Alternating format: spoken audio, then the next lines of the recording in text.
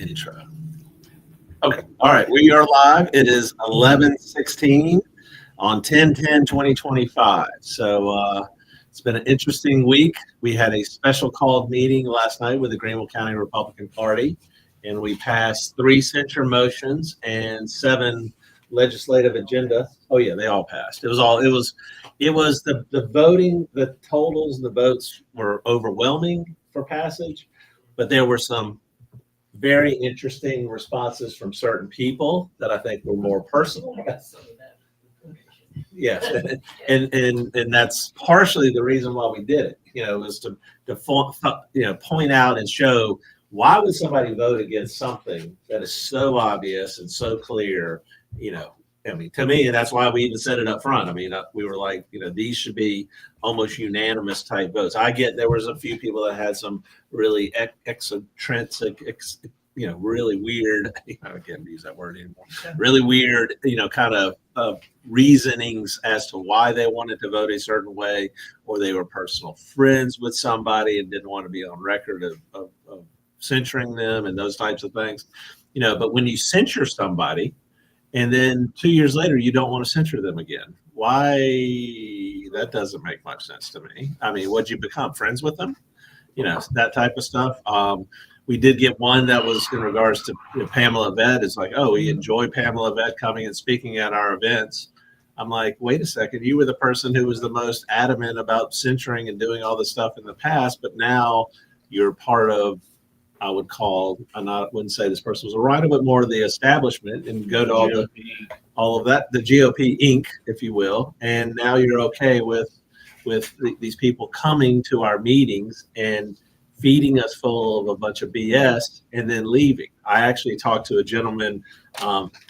He actually broke my record in the number of people that came to a precinct reorg. I think we had 30 or 40 or whatever, or 50. What was it a couple of years ago in 21? In 21, we had 57. In 21, we had 57 that showed up at our precinct.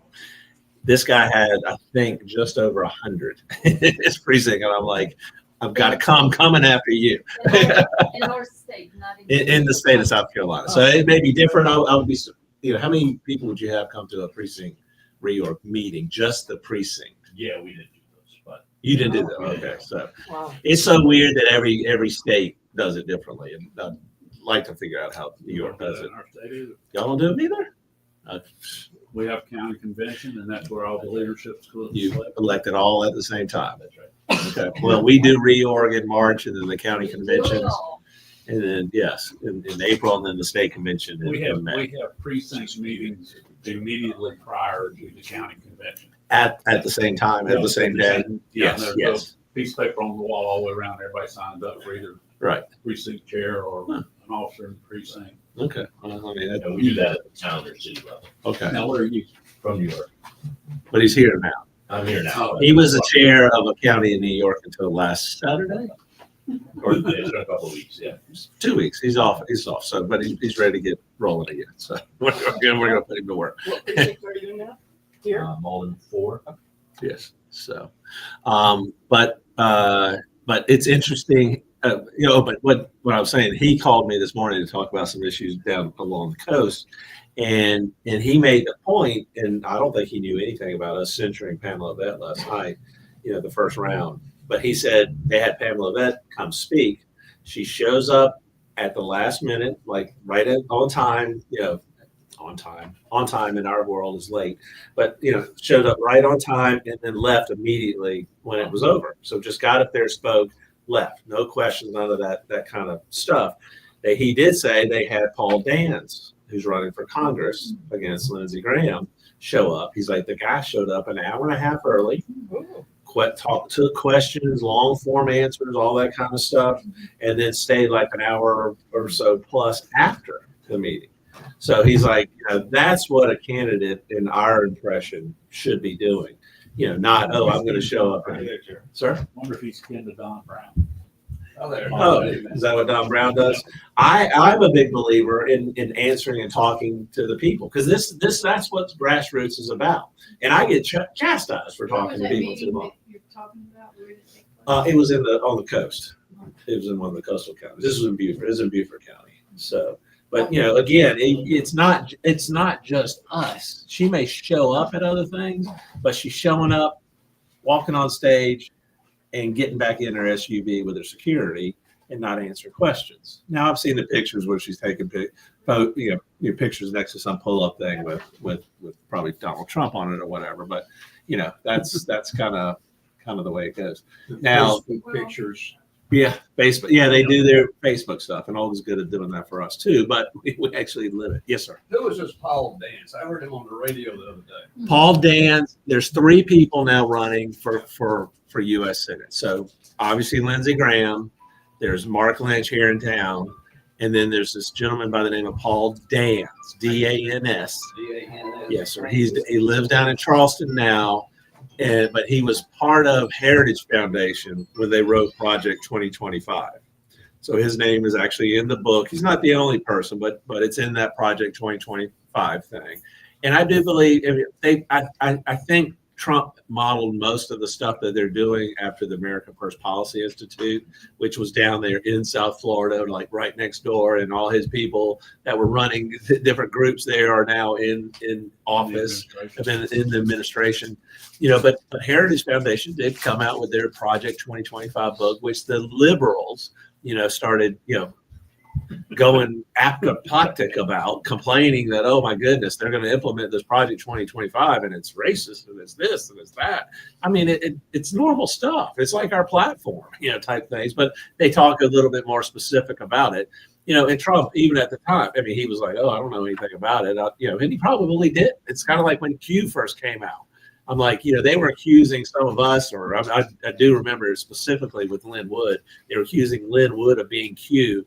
And, I mean, we knew him and we were around him, and he's like, I don't even know what Q is. It's like, I can see Trump sitting there saying, I don't know what Project 2025 is, but that's what they were accusing. And they were trying to get Trump, on, oh, he's going to implement this and this is going to be so destructive to America. So he was part of writing that. So he is aware of the situation. He understands DC. He's new to the platform. This gentleman that I spoke to today said, oh, Paul Dance is not a politician. He's not that one of those slick kind of politician type folks, but he was honest. And I will tell you, and going to the campaign schools that we've been to and the people that we've talked to about, being a candidate today is about truthfulness and being authentic. Well, he sounded genuine and promising. And that's, he said he had access to money. I would think if you've worked at Heritage or worked in it, and if his numbers come out, he can probably get. I think there's a lot of people that want to get rid of Lindsey Graham, right? So I mean, and I think that's a national campaign. That's not just in South Carolina.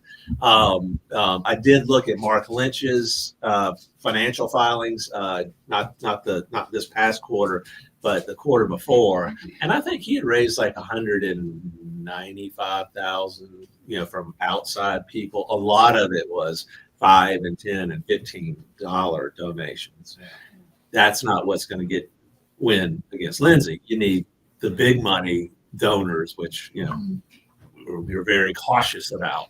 But that's buy a lot of TV time. You got to buy a lot of TV time. You got to you got to really get your message out there. I mean, we've already seen it. I mean, we've started receiving Lindsey Graham things in the mail. So I mean, it's yeah. Oh, he's got TV ads already. Yeah, he does. Right. Well, I mean, I haven't seen those yet, but I try to stay up. I have seen some. I don't know if he was talking about his his Senate race or just his store. No, it was not. Was it that? Race? Yeah. Okay. It was All right. definitely the Senate race. Well, I mean, but he's put $5 million in his campaign, so he needs to be doing that. Now, Paul Dance did put out some polling that has Lindsey, Paul Dance, and Mark Lynch. And Olga's got my phone, but I don't remember. Yeah, it's in my pictures. But if you could look up what those polling numbers were, I think. Because he said his was increasing or something. Which one, Dan's? Mhm. Yes. Yeah, and I think it's a lot of it is Mark just Lynch is slipping. yeah. Mark Lynch was definitely. But Trump is still saying. Oh, well. Because of the budget. Yeah, because of the money. Well, there's, The one big beautiful. I can tell you, there is a growing on the ground pushback against Trump. It's almost to the point now where when he endorses somebody, he creates enemies. I mean, I've seen, he came out, That if Trump endorses someone? yes, It creates, yeah. there are people in North Carolina saying, once Tillis got out of the race, Donald Trump should have stayed the hell out of North Carolina Senate race, leave our primaries alone. And then if you want to get involved, do so. And these are from people who are adamant Trump supporters. There's a lot of that, and you know, and it is growing in some senses. And people do say there's a split in the Trump MAGA thing. My concern is, you know, to me, I've seen the splits all seem to come back together. Or they can, but you know, my concern, as I mentioned earlier, is these internal fights that they end up letting Democrats in. It's okay. I'm like, you know, if that's what happens, then that's what happens. But you know, it's like I sit there and discuss the internal splits, and my question is, I always ask this question: has the other side called you? I mean, is Lindsay? You know, if there's an internal, I mean, I don't know if there's that much of an internal split with Lindsay and that, and versus Dan's and Mark Lynch. I don't think it's to that level yet, but I think it may be to that level in North Carolina. And I'm like, you know, I think you need to talk to the parties. And I don't know why people don't sit down and talk and try to solve some of this stuff. You know, maybe that's the way it's supposed to be. Just throw it out there. But if it's going to let it, you know, it's not as much of a danger in the state of South Carolina, the Democrat winning. If Lindsay ends up winning or Paul Dans wins and it's been a bloodbath, you know, it's not going to mean a Democrat's going to slip in there and become a U.S. Senator from the state of South Carolina. But that can happen in Georgia. That could happen in North Carolina. That could happen in other places. And if these people at the higher levels give a darn about making sure we keep the Senate, which I give a darn about, you know, they need to sit there and talk to some of these folks, or at least get open communications. I was actually impressed. Olga and Terry went to the District 12, Senate District 12 debate or forum that they had with Lee Bright and Hope Blackley. And the empty chair. And the empty chair. Yeah, because that other guy who will remain nameless did not show up. You know, I mean, But they yeah. had a chair with his picture in it. Yes. Which I will tell you, we did that with the Tea Party years and years ago. We did a governor's debate, and it must have been the 22 debate, or yeah, because you know. Oh, at least No. I think it was the 18 debate. I was gonna say 18. Yeah, it was the big one, and he and McMaster wouldn't show, And and they had a chair on the stage Yes. down at Yeah. what's the name? Yes. That's it. And it was, and we had, you know, WRD there. WRD was hosting it, and So it was. it went to a runoff. I mean, it did, so it wasn't. And I don't No. know. I mean, it was close. Whoever was moderating, though, I remember they walked over Yes. to the empty chair 2 or 3 times and asked, "Well, It was Mr. Master, fantastic. what do you think about this?" And he just stood there with the mic at the chair. And the radio was cool because then they started playing crickets. So they'd walk up, ask the governor master a question, hold up the mic, and then they play crickets. You know, and this is all live on the radio. I'm like, and it's live there. We're broadcasting and all that stuff. And I'm like, you know, Remember what happened after? oh, they got mad at that. Oh, what happened afterwards?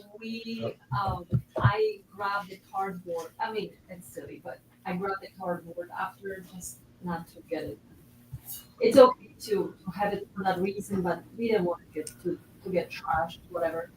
We didn't want somebody taking a master picture, taking it in effigy and all that kind of stuff. We didn't want I that. took it, I brought it home and kind of talk about it. We put him at our dining table. And, if you want a dinner with the governor, come over. You know, so In the chair. it was just. That picture of Bernie. Yes.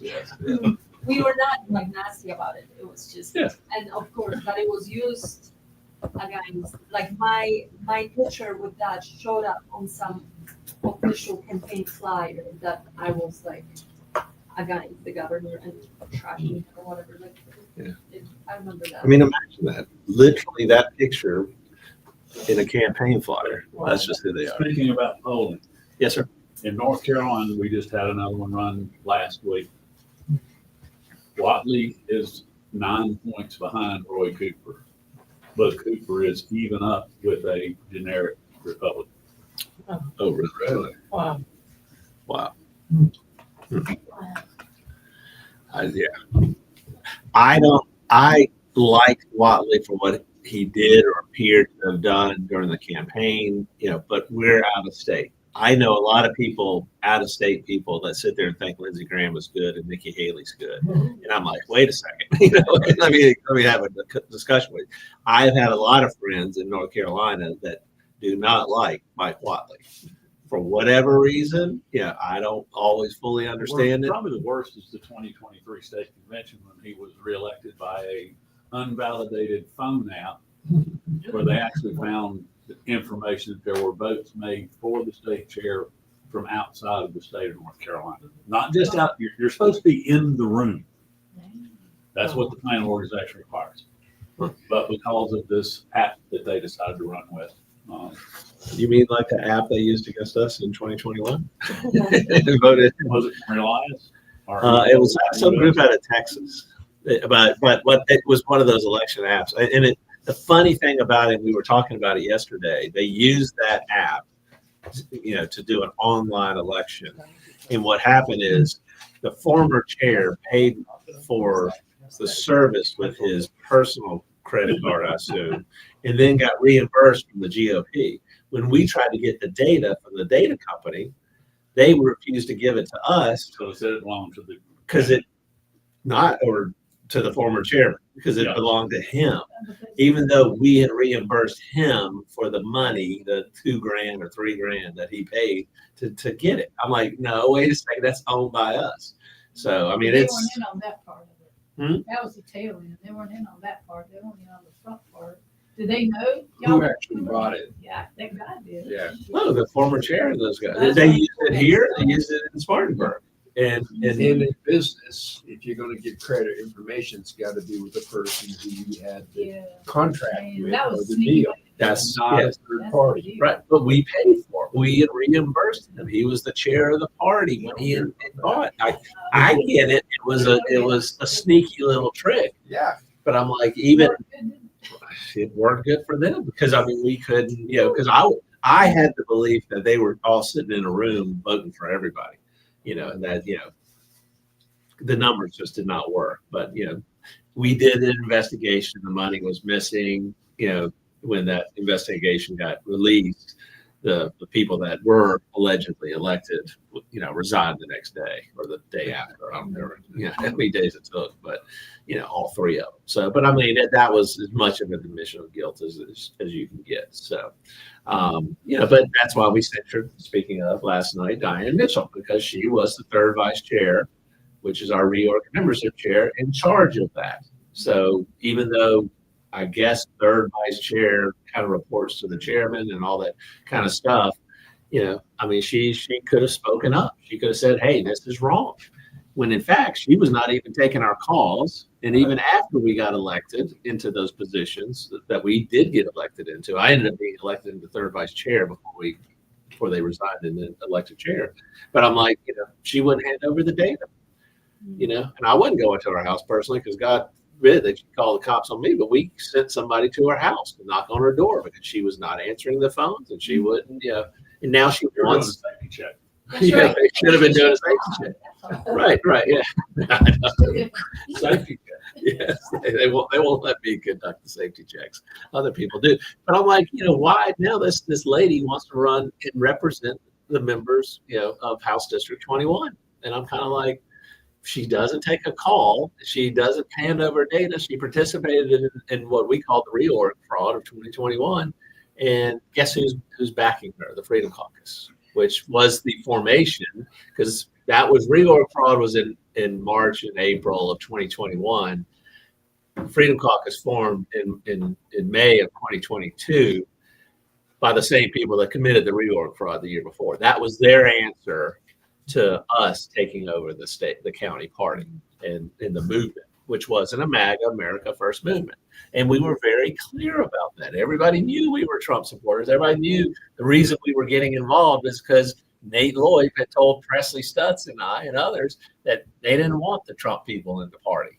and would not allow, us to get involved with the party to be able to bring those Trump people in after the election in 2026. So, I mean, it was all very obvious.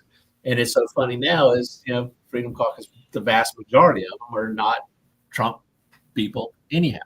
Which brings me to one bit of news that just came out this morning. I assume it was the SC Doge. Oh, it's on Twitter. Yeah, but it came out today. I think SC Doge, who's now claiming to be kind of like Doge, kind of going in there and wanting to clean house and kind of they actually want to use AI for all this stuff, which, I think it's just a sales pitch. We use enough AI for doing a lot of things ourselves, but we're not out there bragging about it. I think they're bragging about it because they want to go around and sell it to somebody. We'll see. But they're talking about wanting to revolution 2025 or revolutionary 2025. They or 250 because next year is the 250, all that kind of stuff. Well, guess who they endorsed? Ellen Weaver. Really? Yes.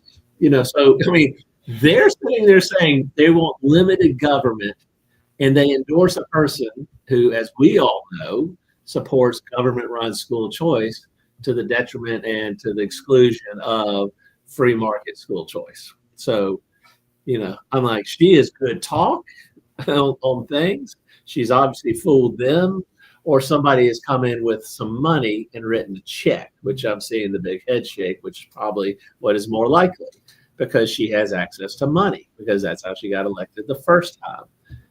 She got elected because they gave her a fake master's degree. You also read what they said in there about she can't control all the 79 school districts or whatever it is. Mhm. There's too many bosses. Oh, So she can achieve everything because there's too many bosses. Okay, so and she needs to be running everything, right? Is that that's we all everybody believes in allowing control at the lowest level, at whatever level they are. So if I'm president of the United States, we need to have control at this level to get anything done. I mean, we actually do believe in letting the precincts do what they do, and it is, you have to bite your tongue sometimes and let them roll with it. Especially, I mean, and we made that decision, and we'll make that vote on next Monday at the business meeting. But we have all 151 precincts do their reorg on the same day. I mean, if you want to control it, you do what Spartanburg did. They had 3 different ones that the chair and the rhinos of the establishment could go and kind of manage and make sure everything gets handled right in the fashion that they want it handled right, as opposed to let it all go out there and let 151 precincts do it and, be prepared up front. But that's what, they did it in Charleston too. They did it all over the That was at the makeup day when you had it across the street. Yes. That was a crazy scene, but nobody was controlling anything. No, yes.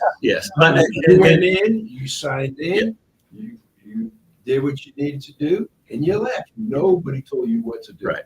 And I will say that is the one exception with the reorg makeup. It has to be at one location at one time. So that is why we do it at one location. I think we ought to be able to spread it out to multiple locations for a big county like this, but for whatever reason, it's in the rules. We have to do one But location. it was for us, like, we had no idea what was going on. We really didn't have any idea when we left. We were Well, if you think that was bad, you should have been at the reorg makeup meeting we had in 2021, and we showed up like 600 people.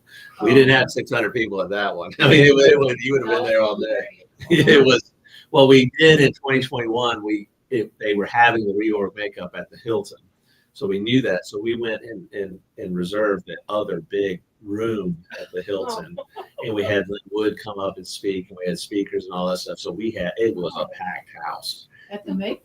at the You had makeup. speakers? Well, we had next door. We did. So say the makeup meeting was at 2:00, and I knew they were having it in the back conference room or whatnot, where we sometimes have some meetings. So we independently went and rented the big room, the other one that holds even more people. And then we had Linwood come up, and we had other speakers and all that kind of stuff. And it was a packed house designed for that when that meeting was over, for everybody to walk over and get in line to go to the reorg makeup meeting. That was fair to do. I mean, it's not like we picked the time of the reorg. We just, you know, Show up. we just got, we use that as a way to get people to show up. Now, what's interesting, if everybody remembers, in 2023, remember 2 years later, that's when the state party took over. Do you know when they had the reorg makeup meeting? It was on a Monday night. I think, was it at 8 p.m. or 9 p.m.? It was like, 8 p.m. on a Monday night. That's a little late and a little bizarre to have, but they had it at the global, at the veranda. So they had their Freedom Caucus meeting, Jim DeMint's meeting, and Ralph Norman and all those. So they had their meeting trying to recruit people in to bring into the reorg makeup. So don't tell me the Freedom Caucus didn't have that coordinated with Drew McKissick and the SCGOP. So that's why, I mean, it's like, and it's funny because it's like there's so much evidence of their coordination, their support of the Rhino establishment in working with Drew, but then some people just do not want to see it. They don't want to see it. And it's like, you know, and I ask people, because now we're dealing with, or they're going to have to redo their makeup or their entire reorg in Pickens, and they won't give them a date. So they don't even know when it is. They just said between 60 and 90 days after the meeting, I guess a month ago. But I mean, even then they still have it scheduled. And I've heard complaints, well, it's football season, so we don't really want to take people away from their football games. Oh, no. That's coming from the party. I'm like, you're the one who decided they have to do it because you don't like the people they elected. Because they're all going to vote against you, and now that, you know, it's just, when are they going to do it? So they're postulating it may be on December 24th, maybe the 25th. Because that's not near as important as football. That's right. Yeah. So those will be some bad bowl games, earlier. So, but I'm like, but it's like, what more evidence do you need that these people are corrupt? But to that point about Pickens, I was like, what have you seen the Freedom Caucus do on that? Adam Morgan's on the radio this morning, talking about how they're fighting the Rhino establishment, fighting Columbia and all that kind of stuff. Doesn't say a word about fighting Drew McKissick, and doesn't say a word about, as far as I'm aware, because I'm sure somebody would have told me, say a word about trying to help Pickens. And I will tell you, the Pickens people actually did get a call from Ralph Norman. So Ralph Norman calls him up and says, ask him about the situation and offers to help him and all that kind of stuff. But whatever happened? Nothing. Big fat zero. You can tell me a guy that's running for governor that's sitting there telling everybody we want to go down there and fight to clean up Columbia, but he can't even clean up Drew McKissick. And there's people that work for him in his campaign that vote on the state executive committee that voted against Pickens. Does it make any sense? Make it make sense. So, I mean, they really don't like that we kind of connect the dots. connect the dots and let everyone else know. That's how Right. Heaven forbid. they don't like it. Well, but I mean, that's what our job is. Some people ask about the Diane Mitchell or even the Pamela Vett thing. Can we Yeah, speak about centers. that a little more? Yes, we can. But people ask, and I'm like, that is the responsibility of the party. The party is not here Vegetation.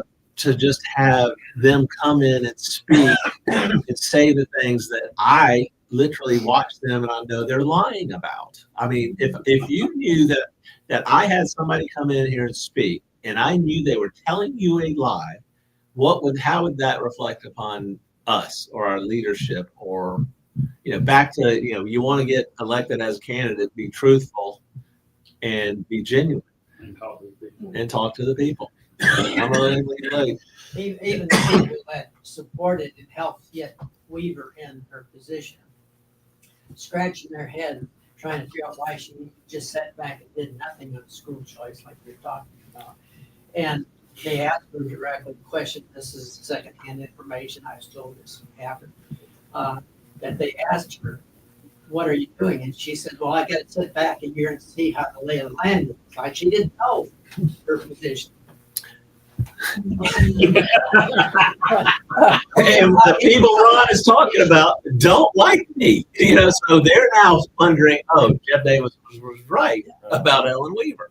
And and I'm like, I'm on Trump time. I'm like, we need to do things. We need to do things faster. Sitting back while we lose another year's worth of school choice for kids is not the answer. That is not what she was elected to do. But then again, we realize Ellen Weaver is what? The one statewide constitutional officer, elected officer, who did not endorse Trump. One in South Carolina. The only one. And I know that the Trump campaign people, they wanted to have them all. Oh, yeah. And even McMaster, I think McMaster, they were up in New Hampshire speaking, and he made some comments about Ellen Weaver not endorsing. And she'll come around. We're gonna get her to come around. No. She did not come around. Mm. Watch. It is 26. Yes, it's next year. All the statewide constitutional officers and all the House members. And then you probably got half your county council and half your school boards and all that. The Senate is a 4-year term, so that they won't be till 28. 28 is great. It was half every other year. No, the Senate is all of them. So you say she'll be running in 2026? She will be running in 2026. Why the Senate is the full Senate every 4 years is so senators can run for these statewide offices. So if I'm a senator, I can run for governor, and I don't have to give up my Senate seat. That's what it is. That's changed since I was in school. Really? Well, I'm sure some senator wanted it so they could run for governor, and Governor, lieutenant governor, superintendent. the governor and lieutenant governor will run together. That's a ticket now. That is new. The first time it happened was 2018. I think it was 2018 because it was McMaster and Javette because he picked her in 2018. It was the first time. Is there a comptroller, treasurer, or something? There's a comptroller, there's a treasurer, Attorney General. attorney general. That'll be a big one. So I mean, it's a way. It's going to clear the decks, and it's going to open up a lot of things. So next year is going to be very exciting. So obviously, I'm a big believer in the governor doesn't have a lot of power. We have a very weak governor. People will say it's probably number 7 on the power scale down there. But what I do think the governor has is a bully pulpit. Mark Sanford, he used his bully pulpit. He ended up going on a little trail with his girlfriend. Hike in South America or something. Yeah, a little hike with his girlfriend, and he went crazy or whatever. But he one time walked in. Carol Campbell was one of the greatest at using the bully pulpit. Yes, when he was yeah, governor. and everybody loved Carol Campbell, who was from here in Greenville. Died early of cancer, which was That's the unfortunate. reason you have BMW. Yes, and they talked about him as being a potential presidential candidate. Oh, But yeah. they talked about the same thing with Mark Sanford until he went nuts. So I mean, he kind of blew that. But Mark Sanford went up, I think, up on the floor of the house or whatever with 2 little piglets. Yeah. Now that's the bully pulpit. So we need a governor that will exercise that bully pulpit. Oh. And you tell me who's going to exercise that bully pulpit the loudest. So, yes, sir. Can I temporarily cross state line again to North Carolina? 'Cause about the governor, I understand I have relatives in North Carolina, and they're very supportive of Cooper. I hate to say that, but they are. And what is the issue there with Cooper running what he did? Because he just Cooper was the governor. really messed up Democrat. on the hurricane. He Well, really it's messed up not on the hurricane secondary. What he did to the state during COVID is the gentleman I'm working for is 100%. It is making an issue there, though. Is that One of the things he speaks at every event about was the last time he and his sister saw their father alive was standing on the frozen ground outside of a window of a nursing home in Plymouth, North Carolina, because Cooper had locked down nursing homes. And there were thousands of elderly people who died alone in North Carolina because of Roy Cooper.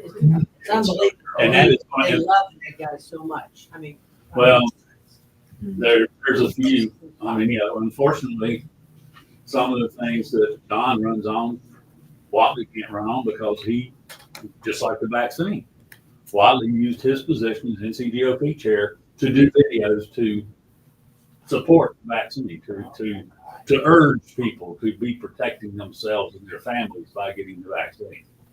So it's no different. Okay. So he's kind of right in line with Cooper on that. Wow, they did that? Uh-huh. Did he really? Yes. Mm.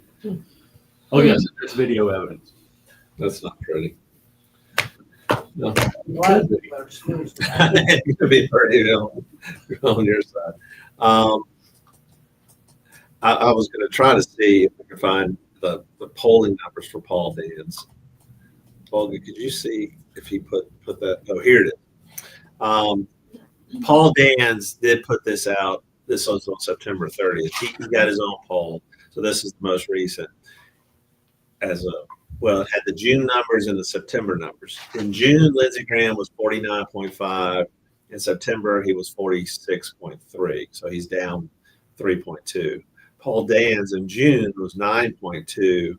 He's up to 22.1, which is up 12.9. And in June, Mark Lynch was at 10.8. In September, they have him at 4.1, so down 6.7. So Most people don't know who Paul Dans is yet. well, that's and I think that's what he's part of his messaging is people don't even know him yet. Yeah. It's just like our situation. Yeah, and what's I mean, the situation with Don. Everywhere he goes and speaks, it's like the whole crowd turns. We were at, if you don't mind me mentioning this, we were at the Buncombe County Republican Women's Club meeting yesterday. And one of my good friends, who's a member, we came in and she came up and gave me a hug and she says, this room's probably about 80+% white. The whole room gave Don a standing ovation after he finished his 15-minute presentation because he comes out and he talks about issues and he basically says, I'll chase Roy Cooper from town to town and county to county, going into the state to the other, and I will do just like I do in the federal courtroom, and that is prosecute the case, what he's done in the state of North Carolina in the past. He was an absolutely useless attorney general for 16 years, and then an even worse governor for 8. I mean, somebody's going to go after you, and it's going to be a problem. But what I think Don Brown, he's more of a doer. He is a prosecutor, lawyer, all that kind of. He knows how to do that stuff, and he's deep in the weeds, which I think is what Paul Dans is. He's deep in the weeds, and he understands the stuff because he did, the Project 2025 stuff. He's been in the side. Sir? Not on the fluff side. Right, not on the fluff and all that kind of stuff. I actually had somebody tell me the other day that they were disappointed in Mark Lynch's campaign because it's almost like, I hate to say, more of a traditional kind of campaign, not a guerrilla campaign where you're really going out there chasing them down. And I just don't think Mark knows the issues. And where he is coming out on the issues, it's actually turning off a lot of people. I think a guy like Don Brown knows the issues and can prosecute the case. And I think, when you get to it, you want somebody who's going to go up there and be on Trump time and start getting stuff done immediately, not somebody that needs to sit around for the first 2 or 3 or 6 years and figure out how to do it. We need people that know how to. And we need people that are willing to go. They get 6 years and do the job, and they should be going and doing 6 years and coming home. Because the problem that I'll speak for my now current, soon not to be senator. Absolute great speaker for the state of North Carolina, the state house. Did a great job in his first term in the Senate. But it seems like something happens when they get reelected to the Senate that first time. Because Lindsey was a lot, seriously. Lindsey apparently was good in the old days. Yes. From what I told it, all my time. No, I was actually helped with this campaign. Yeah. So it's your fault.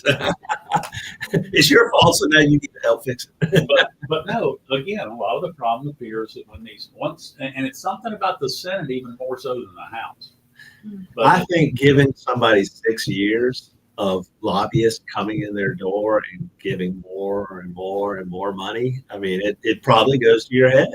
The House person, every 2 years, you're campaigning all the time. You have to stay in touch with the people.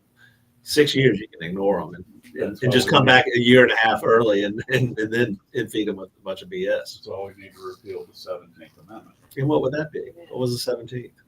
That was when we went from the senators being appointed by their state legislatures to being elected by the people. A lot of people don't fully understand what that. I mean, literally, our senators used to be picked by the legislature all over the country until we got to popular elections of the U.S. Senate. Started by Teddy Roosevelt and completed by Woodrow Wilson. So And so in South Carolina, if we're still on that old track, we'd still be in trouble. we might still be in trouble, but we might be in less. I mean, I know there's pros and cons to everything. The worst thing that happened when the 17th Amendment went into place, in all except for I think 2 states, up until before the 17th Amendment, every U.S. senator was subject to recall and replacement by their state legislature. So if they went and did something outside of what they were, and the whole deal was they were to be directed by their state legislature. The purpose of it was, as the founder said, the Congress, the House of Representatives, is the people's house. The Senate was to be the state's house. And then the president's office was to be the executive over both. Well, they basically took the Senate and turned it into a country club House of Representatives. And it's the reason every major nasty federal/national government program exists is because they all happened after the 17th Amendment. Because otherwise, the states would have wanted to keep that to themselves. Think about that. So the Senate is now allowing things to go through that the state legislature would have wanted to keep that money for themselves. So, Well, or maintain the control. Yeah. I mean, that's like this whole argument we're having now about the Medicare thing. Biggest problem with the sick care industry in the United States today is that the national government is involved in it. Amen. Period. which reminds me, we'll go back. You wanted to bring up the censures or whatever, but the tweet that you said that Wes Donahue, who is working with SCGOP, he's a political consultant down in Charleston, started Push Digital, which actually works for Lindsey Graham and all those guys, but he left recently, sold out his stake, and he's doing his own thing. But Wes Donahue made a post that he and his wife are trying to adopt or considering adopting a child through, I guess, the foster care system or whatnot. I don't know exactly, but adopt a child through DSS. 15 months ago, they submitted the application. 15 months. 15 months. Submitted the application, and he just received confirmation of receipt. Of receipt. Not a meeting, not a potential child that they could be helping. So think about this on the pro-life stuff, because I've read it, and they're all like, I read the Democratic stuff. Oh, all they care about is saving the preborn or the pre-birth children, but they're not going to help them afterwards. It's not us. It's the government is not letting people help. I mean, it's there. The truth of the matter is, all the agencies that are trying to help these women are Pushing. they're underworked because nobody's going to them. We have more resources than we have clients for those that are trying to help these women.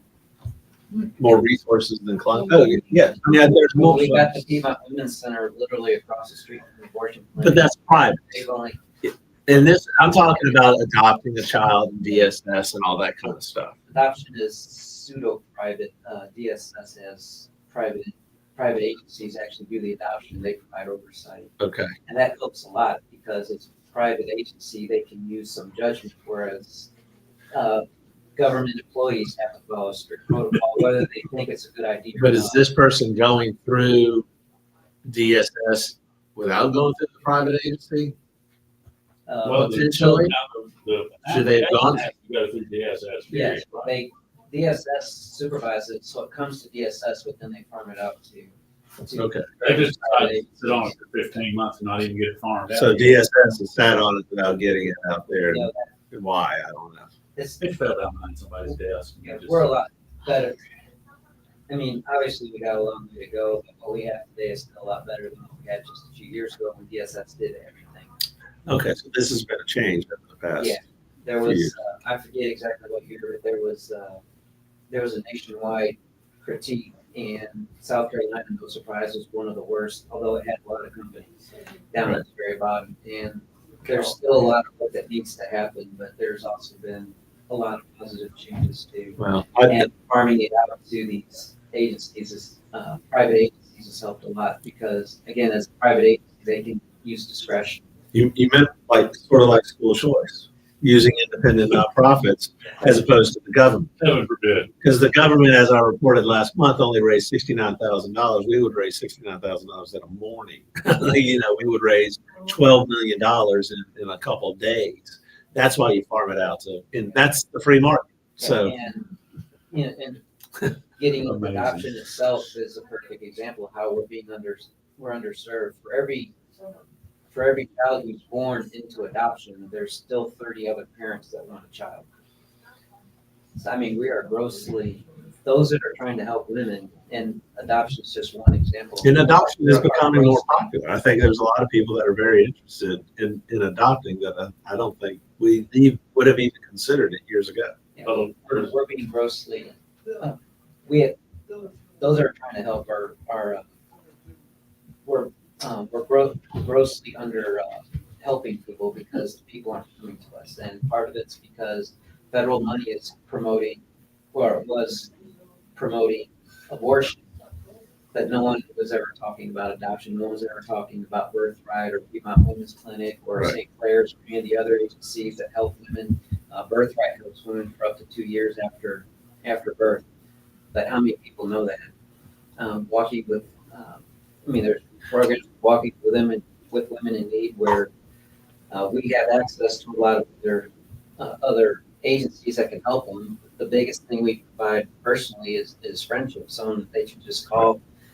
In addition to being knowledgeable on where they can go for serious issues, we're there. Just if they just need someone to talk to, just a friend to bounce an idea off of, just have some moral support. So there is a solution. Yeah. And just to get your numbers, you're saying there's 30 couples want to adopt a baby. There's only for every one baby that's available. Yes. So it's not that the help's not available. It's that the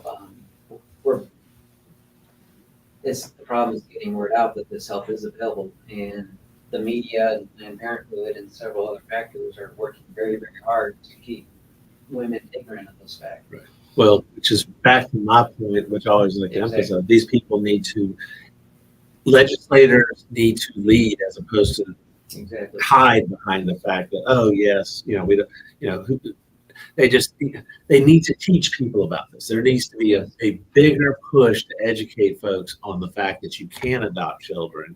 And if people know that it's easier to adopt children, maybe the mothers, would be willing to carry the child and give them up for adoption as opposed to. And they've recently come up with what's called open adoption, where it's almost like getting like a custody case where the birth mother can actually have a relationship every so often with the child. She can be with them, she can talk to them, write letters. I mean, it's a lot different than it was even a few years ago. And that's one of the biggest problems is, well, there's two main reasons why women don't adopt. And one of the two big reasons is that they would want to keep the child that they had in open adoption, even though they know they can't properly take care of an open adoption, is actually a really great solution to help bridge that gap. Right. She still has her life and she can focus on getting it right, but she still has some real contact with her child. Perfect. Good. Yes, sir. There's a guilt issue too when they have abortions, and it destroys their future life, their own conscience. They come to their senses in their older age, and they have to face that their whole life.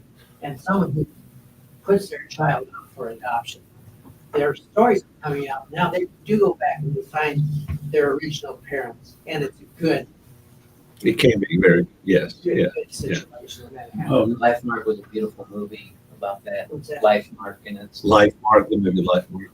it's based on It's actually based on some films that the friend of the child took. He was a photo bug, and when his friend decided to meet his birth mother, he just had his camera record the whole thing. That actually inspired Life from Art.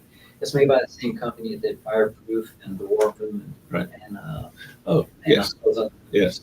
Okay. The thing is, Yes. they're actually trying to make it where abortion is no longer a profit operation, which it has been. But, I mean, it's a terrible thing when you've got a couple and all of a sudden they find they're going to go $30,000 to $50,000 in debt to adopt a child. And a lot of that was run by a lot of the Christian charities. Right. Because that was a major money fight. Yes, sir. About 5 or 6 years ago, my granddaughter adopted 4 children 4. within about 6 months. Okay. Were they all related to each other? Yeah, one up was a set of twins, Okay. and the other one I'll get it. was Wow, that's fantastic. Yeah. 4. Okay. Your granddaughter did that? So you became an extra grandfather or extra great grandfather. Holy moly! Congratulations to her. I think it can be a beautiful thing. Great. Oh yeah, thank you, I appreciate it. I get the hair is growing back compliment. I'm more than me. Yeah. Since Jerry has to go. Oh yes. Look, Is he- it's not only above the fold, it's above the Holy moly! title and fold. Jerry Tuteau, where is he? He just walked. This is Jerry's newspaper article. The Sentinel has put him above the fold, above the everything. So Jerry is running for Simpsonville City Council, Ward 6. Ward 6. Simpsonville is different. There's Jerry. And he's even got shirts. Yes, That's a good looking shirt, Jerry. Running for Ward 6. Everybody in the city of you have to live in Ward 6, but everybody in the city of Simpsonville can vote in this. So you're right. You have to live in Ward 6 to run for Ward 6, but everybody, it's really strange situation. Yeah, So I found the whole city. right. But he has 17,000 potential voters that can vote for him. Yeah. This will probably be a very low turnout race. It is difficult. There will be early voting starting on the 20th through the 31st, Monday through Friday, 8:30 to 5 p.m. Now tell them where it is. McAllister Square. One location. It's one location. So if you're having to drive from if you want early vote, you have to drive from Simpsonville to McAllister Square. Yeah. I have a firm belief they need to have 2 or 3 of these things, at least 3 of them spread around the county, maybe 4. And that's being decided upon by the election commission. One would think there would be early voting in the municipality. There is, I don't know if they do it, maybe they do it in Simpsonville. I know there is a city of Greenville election, city of Greenville election department. Why are they farm it out to the county. Yeah. Why do they not at least say, hey, we'll farm it out to the county, but we want to have 2 or 3 of the machines sitting here for the early voting? Those people are picked by the mayor, which nobody likes. And Gotcha. we're sure he's got his head deeply already in Yes. this election. Yes. So we're gonna beat him anyway. Right. So the big push will be on election day. I think there's 5 voting locations in Simpsonville. So at least people will be able to vote there, but there will be a big push for that. Because how do you push people? How do you get somebody to say, oh, I'm going to go early vote and I'm going to go down to McAllister Square? Yeah. There's nothing else at McAllister Square. Oh, let's go have breakfast at Eggs Up Grill and vote. Your name is everywhere in Simpsonville. Well, thank you. Is it? Oh, yeah. Yes, We sir. drive through there all the time. His name is everywhere. Good. That's fantastic. Well, thanks for telling me. Yeah. Because I've been working at it and I've got 5 wonderful women helping me doing everything. Yep. They're going to take care of what we're going to do 2 Sundays before the election. They're gonna be out there where the church is all lit out. Sign Going waves. into heat, they're gonna be there walking through the businesses. Well, full of them wearing your shirt. There's a reason Jerry got shirts. I think he should have got more shirts, but I think so. You're right. It's too late. yeah, it probably is. Yeah. But I mean, this will give us, a solid majority on the Simpsonville Town Council or City Council. So, last 2 years ago, we got Tim Pinkerton elected and Chad O'Rear. Then you got, who's our third guy? Aaron. Aaron. Aaron Roop, he's running unopposed. And then if we get Jerry, you got 4 out of the 7. Who are you running against, Jerry? Who are you running against? His name is Lou Hutchins. Yes. And he's running for re-election. He's been there 8 years or It'll something. be 8 years. Yeah. He's also on the board member of the Chamber of Commerce, Yeah. who is having the meet and greet. So, Yes.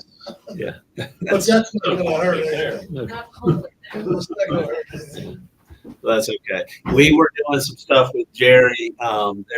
Since it's a nonpartisan race, and there's nonpartisan tools and stuff out there. They contacted us. They were like, "Oh, we can't give you our tools because the party is supporting Jerry in this race." So but our candidate recruitment committee has endorsed obviously Jerry.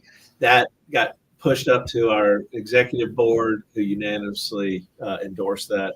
So we are very much in support of Jerry Tuso for there. So if we can get this thing knocked out, and I think we can. I think we can. That's what we're We're working gonna to work do. it all the way to the end. And this actually helps.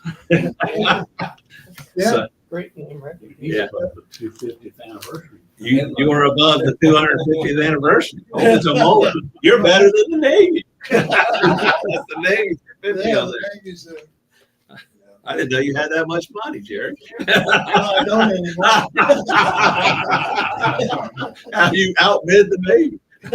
So, but I mean, obviously the Simpsonville Sentinel, I don't live down there, live up here, but I mean, you would always hear that's the newspaper people would read about, the campaigns and all that stuff. So it's fantastic.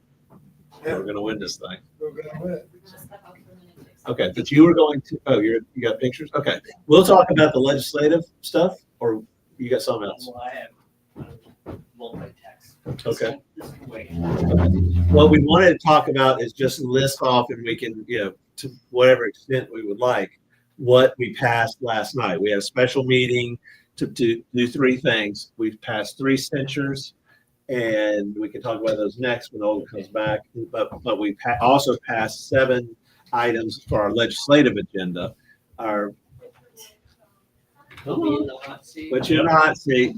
I don't know. She didn't switch on the close up, so we don't get a close up of your nice goatee. This guy's from California. So if you didn't know, That would be an escapee. an escapee. He escaped. There needs to be a movie, Escape from California. Because they did the Escape from New York. Yeah. So we can do one from Escape. But what our legislative, and this is Frank Gunther. Frank is as the chair of our Greenville GOP, MAGA, America First legislative committee. And this was the 7 items that we picked.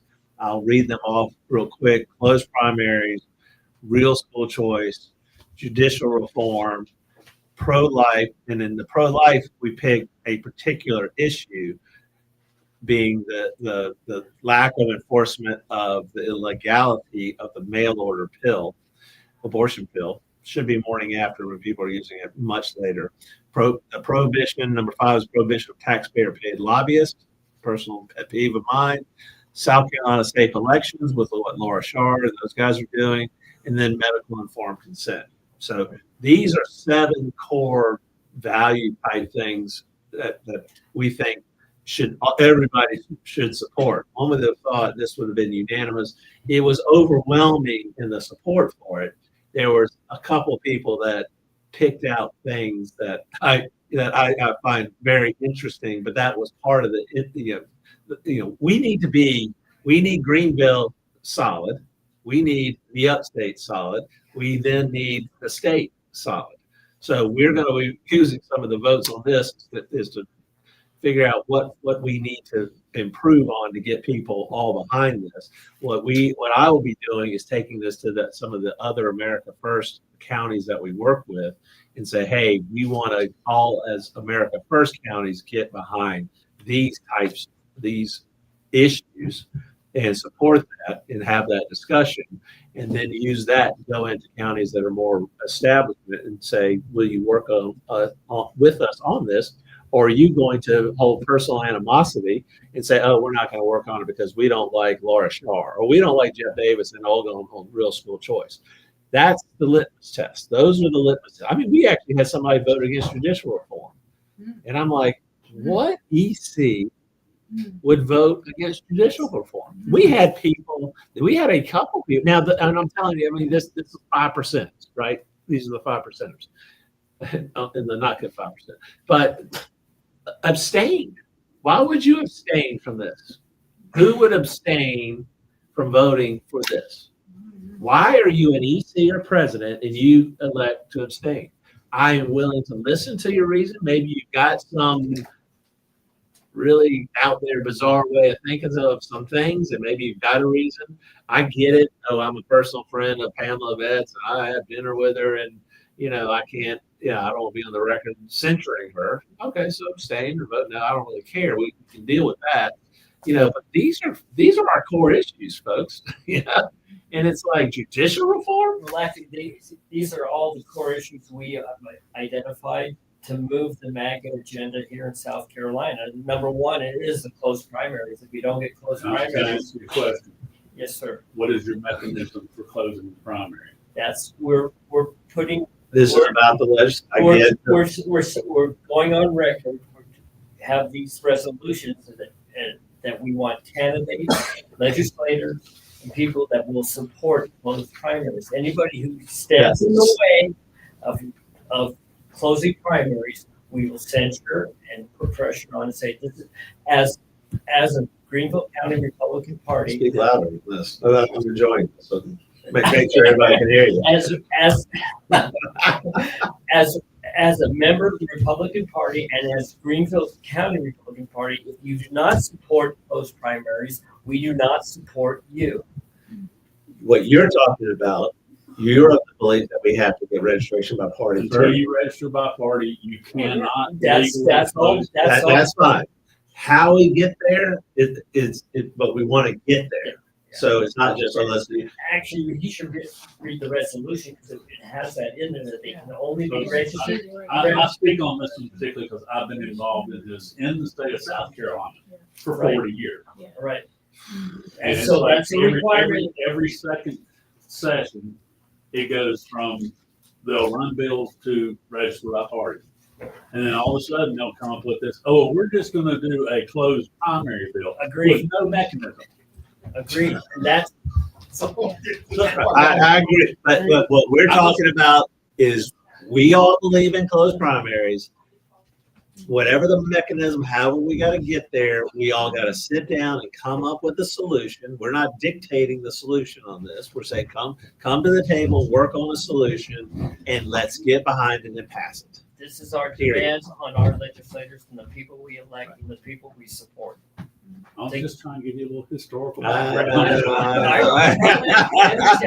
I've seen it already. But the historical, the real problem is it's been 40 years, and the real problem is they smoke and mirror out everything out we there. have Until we get unity on, this is what we want, and we get everybody on and get it out of subcommittee, get it out of committee, and not I mean, just our move in North Carolina now at our state executive committee is to actually see in North Carolina as an unaffiliated, you can choose a ballot, either Republican or Democrat. Ridiculous.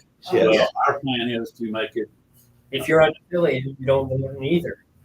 Well, if the Democrats won't let them vote, because see again in North Carolina, this is party operation. Right. If the Democrats want unaffiliated, knock yourself out. Bingo. Republicans That do could be a mechanism too here. So that's doable. which is fine. I agree with that. If That would they be- want to that would let the be better. unaffiliated, let them make that decision. Right. If the Libertarians want the unaffiliated to come into their caucus, then let them do that. But if Republicans don't want it, We just want registered Republicans at whatever. How many days is it in New York? You have to be a registered Republican for how long before you can vote in the next prior primary? to voting, prior to primary. It's months. 30 days. But or months. the only time they waive that is if you're unaffiliated and you show up in primary. Yeah. You sign an affidavit. We don't like that either. Yeah. So, That's personal experience. Right. but how? What do you suggest it should be? 30 days, 60 days, 90 days? The way ours is, if you're not registered in the party in which you intend to participate by January 31st of that calendar year, you are not available until the next, it's the electoral cycle, February 15th. Oh, so you do something similar. And when do y'all do your primaries? Yours is March. Ours is June. So you got to be February to March, April, May, June. You're 4 months. You're January 15th to January 31st. 31st. So you have February. What time in March do y'all March do? 3rd. March First 3rd. So it's just a little 5 weeks. or So something. yeah, you're a little closer. Yeah, But the that's other thing is, you also can't participate in the North Carolina GOP unless you are a registered Republican Oh, prior really? to January 31st. I mean, you can't go to county convention, you can't go to precinct meetings, you can't go to district convention, you can't go to state convention as a delegate unless you are registered as a Republican What? prior to. He actually was normal. It's not normal here. That's fair. Well, if you're not a member of the party, why not? Right. Well, I will tell you, I know people in counties that have literally brought their Democrat friend to precinct reorg. I watched it happen in Greenville. I've been gone here about 20 years, but I remember seeing that in Greenville all the time. There's nothing to stop you from bringing your Democrat friend, next door neighbor, who says, just do me the favor, just come and vote for me. I know you're never going to vote Republican, but just come. And you have to let them in. Or you get them in the car and say, come on, let's go to the primary and vote for Lindsay. Yeah. They do that. Last two primaries, I have no question. The only reason Lindsey Graham won the primary was because of the open primary. Yeah, oh, yeah. We know. That's Yeah. well. Common But knowledge. that can be fixed with closed primaries. Yeah. And we are sick and tired of it, and we got to get it fixed. We get closed primaries. Guess what? We may not have a supermajority anymore, but we'll certainly have 50% plus one. All I care about is 50% plus one or whatever it might be. I'd like to still have a supermajority. But I mean, I'm not proud of us. We could have a supermajority if we turned every Democrat that's literally elected today into Republicans. If we could have 100% supermajority, what good is that going to do? It's not going to get us better legislation. It's not going to get us anything. And if you Well, we have took all your supermajority in uniparty. We would have a That's what- super uniparty, which is what we got. Yeah. So, Fun fact, you haven't seen it yet. One of the votes just came in for the censures. oh yeah. And no mentioning names, but someone who not only splintered away, but went with the establishment folks. Right. So, of course, that person voted no on school choice, which is personal because it's us. But then, There was a reason we put our name in there, just like we put our name in there with Laura Shar's thing. Who is going to vote against kids just to stick it to us? Because that is exactly what goes on. Yeah. And those people do not need to be anywhere near politics. Because if you're doing personal stuff, then as opposed to policy, then you're a part of the problem. but they also voted no for closed primaries. Oh. And then yes on everything else. And that's maybe one of the ones that I saw. Weird. Right. But I was like, why? That's why I'm bringing that up. Why would you Well, vote? on closed primaries, Uh-huh. that's like the number one thing. The only way we can get moving at Like, here why is are you- with closed You almost want primaries. to ask, why are you even a Republican? Yeah. Republican if you don't want to have closed primaries? We could have the discussion, and I would be curious as to their reasoning, and if they can have a good reason, maybe. But I don't know. I can't find a good reason. I don't. He's laughing. I mean, I don't know the good reason. I mean, a judicial reform. I know of one person that I was referencing that voted against judicial reform. I think they voted against judicial reform because of us, because we were the ones pushing this whole judicial thing. I think they're pretty happy with the judges doing whatever the legislators are telling them to do to put me in jail for 90 days. They're happy with that. And I'm like, that's a problem. Yeah, that is a serious problem. So also on judicial reform, that's become lately a hot button now. Everybody's on judicial Everybody's reform. on judicial. They're all giving us lip service about it. Yes. Hobart said, I want judicial, we got to get judicial reform. We got to get lawyer. But Hobart wants judicial reform, but he endorsed Alan Wilson. I don't understand. So Alan Wilson wants judicial reform. Oh, Alan Wilson now? Good for him. Well, that's funny because He also endorsed Alan Wilson. Yeah. Alan, right. But everybody's pushing that. Well, that's become a hot button in the news now because of all the controversy about people being let out and murdering people. So now everybody's sensitive to this. Now we need to push them to put up or shut up. Well, and but yes, we need to take advantage of that to make it happen. Yeah. But let's not forget that 4 years ago in 2022, who started this movement? It was Greenville GOP by having Pascal, that was a Democrat at the time, came and speak to our party. About That got so much heat, not so much actually, from people that were interested. They are thankful. And Joe White read me the Riot Act. He's a House rep out of Newberry. Read me the Riot Act for having a Republican come speak at. I'm sorry, a Democrat. Yeah. And Pasco was a Democrat out of Orangeburg, Well, but he was an elected official. He was elected as a Democrat, but he's not a Democrat. He's not a Democrat. Yeah, I mean, if you're pro-life and you're all this and all that, I get. Can I ask a question? Yes. It's along the same vein here of our friend here. When was it that Greenville County passed its first resolution against Lindsey Graham? I know it was a long time ago. It was during my first term. I think we did it twice. It was the shooting of the J6ers in the head. No, long before that. Before our term. Oh, I think they did do some stuff in the old days. It's evidently was sometime after I moved because it was never done prior to 20. And I think it's why The Greenville Tech, in the room there, in the auditorium, when a vote was taken to censure Lindsey Graham. Yeah. Very early on, what's the guy's name? He was chairman at the time. I forget his name. Yeah. I remember the first time I got involved, you know my story there. Right. There was a resolution against him way back then. Samuel Harps probably did that. Way back then when I first tried getting involved. And the issue was we need to close the primaries. Now we're talking 20 years anyway. It's been a while. I've been talking about And, those years. and here we are, we're still talking the same thing. Right. It was an issue before that. But somebody needs to have some leadership, and we need. I mean, it can't just be, I'm the Freedom Caucus. I think we need closed primaries. Please sign up so I can send you, donation stuff. I don't really care. It died at the Greenville County Convention. Oh, yeah. And nothing. Oh, it didn't pass, or did it? passed. It passed, but it doesn't go anywhere when you send it to the state. Right. This is the agenda, and I would say this is probably they don't support real school choice because they don't like us, but everything else on here, I think they support. The Freedom Caucus. We talked to them about getting together with us, helping us win reorg, and taking out Drew McKissick.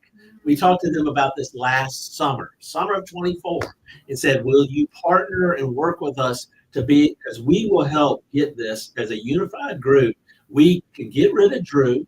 We can pass resolutions that then go to the state party and would get passed, and we would have the bully pulpit of the state party to sit there and fight for this stuff. Drew doesn't want any of these things. He doesn't want closed primaries. They don't want any of this type of stuff. They refuse to do it. All his Democrat support if he closed the primary. Right. But I'm like, if somebody came to us and said, hey, will you partner with us in getting this done? The answer is not only yes, it's hell yes. Guess what Jordan Pace did? 0. Jordan Pace, actually knowing that we were working to take over the state party level, because that's where the rubber meets the road, the state executive committee. That's what did it to Pickens. That's what could fix it with Pickens. All that kind of the state. what is happening to Pickens is the fault of the Freedom Caucus.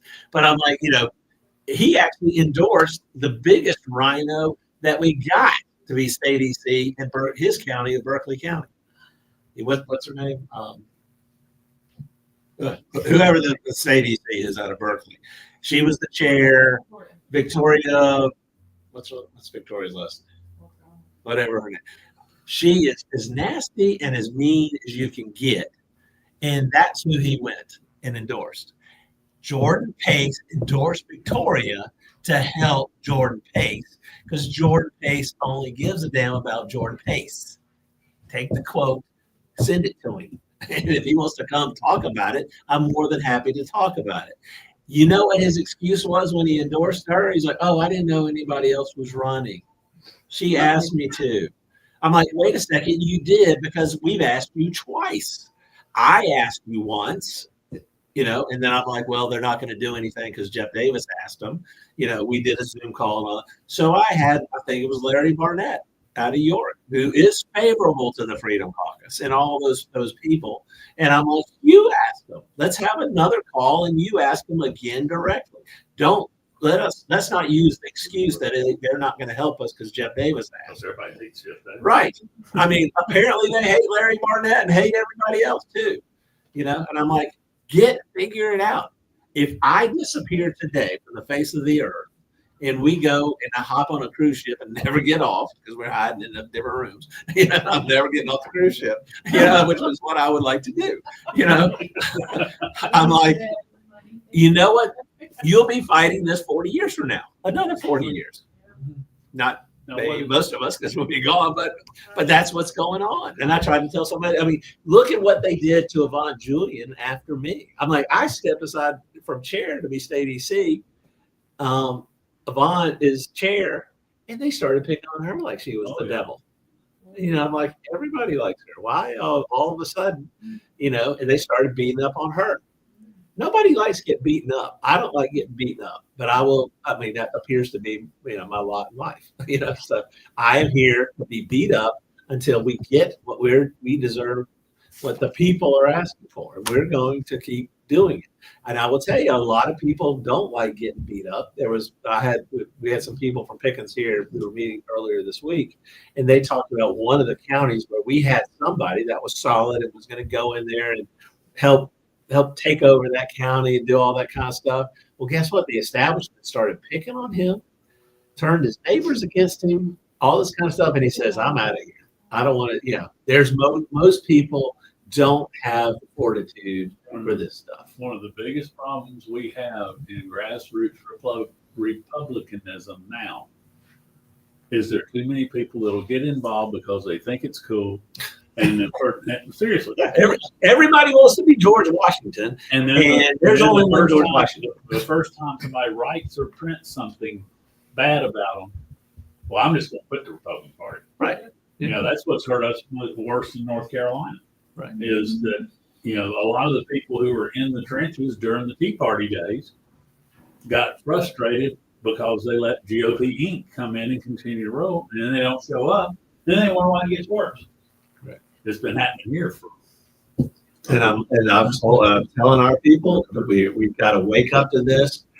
First test being what's going on here in Greenville County. I mean, 95%. Okay, so we don't have much of a problem here. But there are some people that, who the heck, don't want those primaries or judicial reform. Who votes yes on everything except school choice, just to stick it to Jeff Davis. I think some people voted against judicial reform just because we were the ones with David Pasco and all that stuff back in 22, having him. What is the plan from? Do you have at least an outline for judicial reform? I think the two options are obviously elections by the citizens or the governor appoints with advice and consent of the Senate, the federal method. Yeah. I do not like what I have heard them, what I think they will try to do, give us judicial reform, but it's still something they control. Some committee looks at it. That's not as many of the lawyers. I think there's less. I think they have a smaller percentage on the judicial selection committee now of the lawyer legislators. but they still have the majority. They are going to hold on to dear life to keep control of it. And what we're going to do is one of those two methods. I actually probably like the elections Me too. better. So That's what we do. yeah. So I mean, because And we elect everything from the district court judge all the way up to Yep. the Supreme Court. yeah, and I would be okay with the just for economy of time appointing by the governor or the vice president of the Senate with recall or I think there can be, but if enough people say, hey, we're not happy with this particular judge, you can put them in the next election. There are those types of systems. I think Georgia has a system of that. But finding some system that's going to let the legislature continue to hold it, no. We cannot let them do that. And that is exactly what they will try to do. They've given us a little bit of judicial reform so far. We need the whole bucket. So, And the other thing I'll warn you against, if you go to elections, make sure that they are partisan elections for judicial. yes. My point is, that's a good point. Because we went non-partisan, Oh, God. whatever you call it. Well, it happened in the late, I guess, 1990s. All of a sudden, the Democrats couldn't win any elections. So they went to nonpartisan judicial elections. And all of a sudden, Democrats started getting elected to judge because you didn't have to care who you were. We changed that back in 2008, I think was when the transition started. And 70+% of the judges in North Carolina now are Republican. Well, I mean, 5 out of 7 on the Supreme Court and 11 out of 15 on the Court of Appeals. if you look at it from a South Carolina perspective, we're probably always going to have a Republican governor. I mean, I hate to say that because then, knock on wood, something that, but You gotta determine what type of Republican. well, that Yeah, would be, always got two parties in the Right. Republican Party. and that could be part of the problem, So I mean, but that's why, like, even if you had a Republican governor, even if they're weak, appointing at least Republican judges. But then again, I can't even go that far because look who McMaster appointed to be the comptroller. You gotta make sure you get the An right. absolute Democrat. He appointed to be comptroller of the state of South Carolina a Democrat. And 30 years ago, 20 years, even 20 years ago, I could see that. Oh, Because Well, 20 years ago, there was still what was known as a blue dog Democrat, right? But, somebody asked me, says, well, why are you so against the Democrat Party? I said, you read their platform. Do you see what they do? Yeah. It's again, you go back 20, particularly 30 or more years ago, and it was mainly a single, usually 1 or 2 issues that would describe that. And now it's they've been captured by the lunatic left. And what I do love, and I have seen this I'm telling you, I do believe Trump has like a 4-year plan, and every day they announce certain things. Well, yesterday or the day before, whatever day they announced, they were considering putting up a statue of Jesus on the White House lawn. And the Democrats are going freaky crazy. you saw what DeSantis they're pushing in Florida as there is going to be a statue to Charlie Kirk on every state, college, and university campus in the state of Florida. Wow. I sent a letter to and I got a reader's response. He responded this morning, and he wants to know the specific school that did not, was not supportive of some kids setting up they call them Club America is what the high school. TPUSA high school level. I think it was Malden High School. I'll have to but he wants me to give me the details. I just wanted him to remind, the principal staff that, hey, they're working on setting this up. He's now throwing something back at me. He's obviously being difficult as opposed to, I'm like, I said, will you simply send an email letting every public, to the leadership, the high schools to say, hey, there's these folks are wanting to set up a TPUSA on every, chapter on every, don't get us in trouble. And now he wants me to get somebody in trouble. And I'm like, okay, he's wanting that because he was wanting us to drop the ball as opposed to, let me tell you about this person and that person. I just, so it's not very endearing that Royster wrote back. I've got to read it. We got to analyze it, and then we'll deal with it. He did write me back, but he wants me. He's now wanting me to. I just said, hey, we had heard that there was some pushback. Yeah, so what's he wanting? Now he wants me to give him the specifics on the pushback. And I'm like, it's nice if you really want to go down there and chop their head off, or are you just avoiding the point of just, huh? Person A at this school. Right. I mean, there's people, I mean, the kids, and I talked to them, they were like, we get a little pushback. I mean, this is their first opportunity doing something. And you get a principal that, for whatever reason, I didn't want to get anybody in trouble. I just wanted the superintendent of education saying, hey, realize, people are watching. This is an issue that's out there, be cognizant of what the rules are. This is not a bad thing. Because they used to. And that would be like over the top if he actually said, hey, we want to support that too. Could you imagine Royster writing back? I'm more than happy to, and we're going to say from our perspective at the board level or the superintendent level, we support this. Like DeSantis saying, we're going to put a statue on every campus. I mean, could you imagine if Royster wrote back and said, "Oh, we're going to put," you know what? That's great. We're actually going to help you set up one on every high school, campus, and we're going to put up a Charlie Kirk statue. I'm like, but they'll let teachers hang the trans flags and all this stuff. But they're going to he wants to make me work for it. And I'm like, okay. We're fixing that in North Oh, Carolina. no, at Hillcrest, it was like. Oh, really? That when I've taught at Hillcrest for 20 years, and it was like, don't talk politics, don't talk religion. It was just like, teach your subject, unless that's part of your subject. But you know what? I think they sit there and say, don't talk politics and religion to keep Republicans and Christians from talking, because they're the only ones that follow the rules.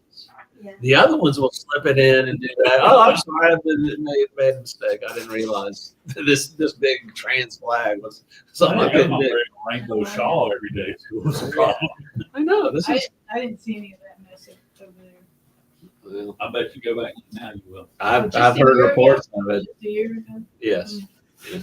Oh yeah, it's really. It also can depend on the leadership of the schools. I've had different schools saying, "Oh yes, this was very supportive, and this one's not."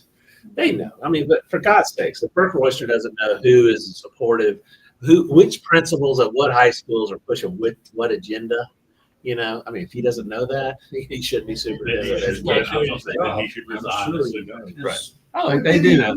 Salary. The big question for him is whether or not he's willing to admit it. Yeah. Well, I've been a defender of him, and not in the sense, I haven't really involved ourselves. His political answer is, he's not going to admit he knows. Well, that way he doesn't have to take action. Which is what they always do. I've never had the whole battle and fight and all that kind of stuff. There's so much to do. So there's some people that focus on the school. If this is the result of their battle and what they've been doing in our schools, is I get pushback from Royster about a simple request. Hey, can you just let people know, that, please don't, little kids that come to you and say, I want to start a Club USA chapter. The parents of the kids going to it too. The parents are happy to. I told them I volunteered for it. I said, let me just send it from there, and see. They're like, oh, that'd be great. Thank you. I mean, and I'm like, so I'll send it to them and I'll say, this is Royster's response. Let loose on. And let loose on your school board. And I mean, because obviously, to me, my first read of it before walking in here was kind of like, yeah, that's not the appropriate response I would have thought. That is standing in the middle of the road. Right. You're right. That standing in the middle of the road, but telling me you're really on the left. So as opposed, I'm like, this is Greenville, South Carolina. This is Greenville County. This is Trump country. This is Republican country. People don't like this stuff. Even the Republicans we don't necessarily like don't go along with what's going on in our public schools. Literally, and y'all know Scott and Tiffany Meehan, they were here the other day. They're moving officially to El Salvador. I think next week they're flying out. But they have spent 6 months or a year down in El Salvador already. Scott says, I feel safer putting my son in the middle of a street in El Salvador, the capital city, than I do sending him into a public school here in Greenville, South Carolina. Good God. Oh, and that's government schools. That's government schools everywhere. Yep. Yeah. You know, I mean, and it's back to the whole, you know, it's the government schools, it's the government, you know, the DSS, it's all of those types of things that they're just not pushing. Do you have an update? Yes. Okay, we're going to update on the pro-life stuff, but we're going to push this legislative agenda hard. We want to make sure all of our people are in support of this, and we're going to find out who's not in support of it. Because I'm just like, you know, why did you sign up to be an EC if you don't support judicial reform, close primaries, or this or that? Is Monday not open for everybody? Yeah, anybody can come. Yes, absolutely, please, and they're welcome. Yes, sir. Ray Mulholland, and you spoke somewhere on Monday. I spoke to Pam's group in Lexington. The Pam Godwin's GOP group, or I don't know what we call it, but in Lexington. Did you have a fun time? Yes. Did you get there on time? No, I did not. I took a wrong turn. He was texting me, asking, where do they meet? Pam's texting me, where's Ray? Then I checked my email, and she's sending me emails with the address too. Anyway. Yeah. Yes. But anyway, yeah, it went really well. And they were happy to have you, and they said good things. I figured, I'd talk for 10 or 15 minutes. And when I sat down, I looked at my watch and I saw it was 20 minutes, and I said, okay, good. Then I looked a little bit closer, and it was an hour and 20 minutes. So it was like your normal presentation of coffee and politics. Yeah, something like that. But they asked a lot of good questions. They asked a lot of good questions. The takeaway I have is, and I think we have a little bit of that here today, is people really want to know what's going on. They're being fed all kinds of lies, or worse than that, they're not being told anything at all. So to actually have someone get up there and talk about these things and say what's going on, even if you don't know the details to the nth degree, if they at least have a understanding of what's going on. I did have some emails with the other party, and they've got some candidates that they're reviewing now, but supposedly early next year, I could give her a talk up there as well. We want you to speak everywhere. It doesn't matter. I don't care if they're people we like or don't like. Yeah. If they care about babies, they should. Even the ones we don't like should care about saving babies. Yeah. Well, it's like I said, We're not going to tell you not to go there because, I don't like Mark Weber. Don't go there. No, Mark Weber wants to save babies. We're working.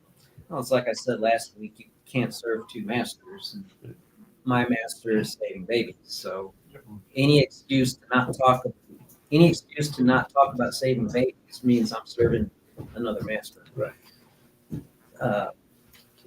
Speaking about saving babies, the Bonnie trial was Wednesday, and I used the term trial in the most loosest sense I can possibly can. Honestly, we've been better off with the doorknob prosecuting, because a doorknob wouldn't do anything good, but at least it wouldn't do anything bad. This prosecutor basically said it's up to the state to prove that this crime has happened, and then he did presented absolutely no evidence that a crime had taken place, but he actually was able to get the victim, Nehemiah, to say that he actually touched Kalani first. What she was doing, she was taking a scaffold with his father on top of it, and so the first contact was him grabbing her hand and removing it from the scaffold. So we honestly would have been better off with the doorknob as the prosecutor, because the doorknob wouldn't have pointed the finger at Nehemiah making first contact. Now, so let me stop you there. This is the Greenville County or 13th Solicitor's Office prosecuted the case, right? Yes, Assistant Solicitor Bird was the prosecuting attorney. Assistant Solicitor Bird. Can you give me a briefing on what? BIRD? BYRD. BYRD. What all this was about? I did copy you an email with a rather extensive summary. Okay. I would appreciate it if that was able to get forwarded throughout the party, if that's possible. I'll look at it. We'll see. But what I want to do is go to the solicitor that because we have a new solicitor. She was appointed by the governor. She's allegedly going to run. I want to say, why has this person been involved in it? Why is this person not capable? Why? I mean, what? Why is Assistant Solicitor Byrd unable to prosecute an assault case? Or was he not wanting to prosecute the assault case because it involved the abortion? Before the trial, Nehemiah was asked if he had a video from his own recorder on what happened, which actually showed Kawani reaching back and scratching him.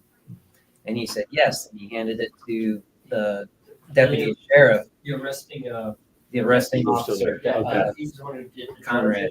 Right.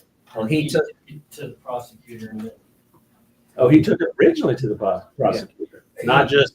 no, just that he got it at the day. Okay, prior the day to of. trial. Okay. Yeah. Well, we should have sent it to him soon. at the end of when the trial was over, Nehemiah's dad, who was present but was not asked to be a witness, he was the one on top of the scaffold. He was not asked to be a witness. And also the other pro-lifer that was there, Kylie Waldrop, was not there. So I wonder why they weren't, as a witness, he wasn't subpoenaed to be there. But regardless, Is Is it purposeful at the or end is it of the trial, possibly Or purposeful? it's just totally at the end of the trial, Nehemiah's dad asked Byrd why he didn't show any pictures of the cut or of the action. And again, we had a video where you actually see Kawani scratching him. And Byrd turned to his father and said, I didn't know there was one. And I don't know if you were there for that part or. No, I didn't. Okay, but I got at least 6 witnesses that saw the same thing I saw. And additionally, let me know, did they allow y'all in the courtroom? Yes, we were allowed to. So you were For the trial. for the trial, okay, not for juries. No. Not the jury selection, but for the trial. Okay, We were all right, allowed good. Yeah. Okay. Anyway, Did anyone poll the jury, talk to the jury to- afterwards? No, that's in the, Did they tell you not to? no. they were excused, They were I don't excused. know They where probably they went out back or? I'm sure. presumably. Okay, all right, I didn't see them the rest of the time I was there in any case. okay. So anyway, I wrote a rather extensive email. I do believe I copied you. Okay. I can send you another one if necessary. But yeah, this was basically the state saying, I don't care what's going on. Well, and that's been the issue. It's either the sheriff doesn't do anything, or then the solicitor's office doesn't do anything, or the judge doesn't do anything. That's about that. If you want to know what the deep state is, that's the deep state. That's what we're fighting. Burke Royster sending me a response wanting me to do a whole bunch of stuff. He's paid. He's paid a couple $100,000, $300,000, $400,000. I don't know what he's paid, but he's paid to do this. I'm just sitting here saying, hey, we represent a bunch of people, and I think it came this morning or last. I think it was this morning. I just saw it and I read it real quick. But I'm like, it's hard to beat the machine when the sheriff's people are paid, the judges are paid, the solicitors, solicitors are paid. They're paid to delay. Delay is a tactic they teach you in these classes, in these advocacy classes, or whatever, or on the other side. Delay, delay, delay. They're delaying on purpose, but we're fighting the government. We're not fighting just Antifa over here. Maybe they're getting funding, but we're fighting and we're paying for it. That's back to this, no taxpayer funded lobbyists, that type of stuff. So go ahead. Sorry. One last comment. I know we're running out of time. But in the trial, Kawani's video was given as testimony. It was obviously edited. That was not addressed. And of course, the defense attorney was the only one that did anything as far as fast forwarding or rewinding the video. Byrd did not do anything. But even with that video showed Nehemiah's father climbing on top of the scaffolding, and it showed Kawani's hand it showed Kylie and Nehemiah telling Kawani to stay away from the scaffold because it's unsafe because he's up there, and they're actually imposing their bodies peacefully to try and block her from it. And it also shows her hand on the scaffold, so she deliberately touched the scaffold after being told it was dangerous to do so. her own video proved that there was assault. That the defense's own testimony proved, but Bird didn't say anything. I mean, that's the kind of Is help. he younger or old? No, that guy looks like he's having a hard This time got reading. back to what I said in my. Was he a heavy set down? He should have. Oh, he's old. Oh, he's old. He's Okay. old as He sin. should have retired a decade ago. I mean, Okay. that is just- And another point on also that. And you see why people get mad at me, because I'm like, stop, what's the name? Yeah. What's the name of the That's what person? I want. Mitchell Bird. One of the defense, actually, one of his points was the father was not on the scaffold. He questioned Nehemiah and said, do you see your father on the scaffold? And we'll angle the picture, because it was above the frame of the picture, but previously in the video, you could see the father climbing up on the Yeah, scaffold. exactly. And the prosecutor said, well, obviously, he's on the scaffold because you can see him climbing up there. But the defense said, We don't know that. there's no proof it's on the scaffolding. He saw So him climbing he, the scaffold. and he never went, my point is, he never went into that battery thing. You're physically endangering a person, whether you strike them or not. Right. Like if you like he actually said, if you take a swing at someone, whether you connect or not, you are assaulting them. Right. And he never said, the father's on there, you're shaking the scaffolding this guy's on, you're endangering him. The prosecutor never went down that path. That was one of the irritating things from my point of view. There was also a case of perjury because the arresting officer, Kwani told the arresting officer that she accidentally bumped into it. That her own video showed that she was reaching over Nehemiah to put her hand out. So there was perjury. This is like in the the easiest testimony. case to win. Exactly. That's why I would prefer. I'm a tax attorney, I can win this. Yeah. I'm not even an attorney. I could have won that. All right. I just pay attention to the details.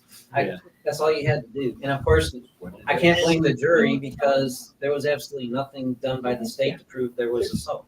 Even though the evidence was right there, the prosecutor didn't say a There single was word. no effort to prosecute She fights the against the case. pro-life. And this is all a matter of court records, so, you can verify everything I'm saying. On some lighter news, I reached out to.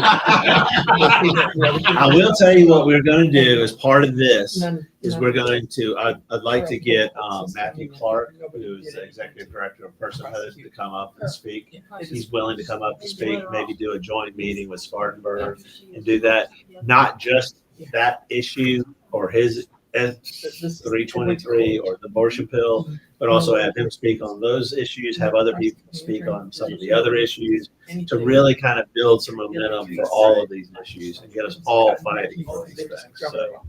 So the people that supported that piece should be supporting the other pieces and vice versa. We should all make defending the unborn our master. Okay, getting on some lighter news, reached out to a new priest of ours, Father Ramiro. He's Brazilian, and he said Brazilian culture is very pro-life, and he would actually say some more things in the English masses about supporting life. But he was interested in actually getting some people together from the Brazilian mass. Okay. So What church is he with? that's St. Mary Magdalene. Okay. Did you hear that also? St. Mary Magdalene. Father Romero said he would work with the Brazilians, because in Brazil they're very pro-life in Brazil. So he felt that he could actually get a group with them.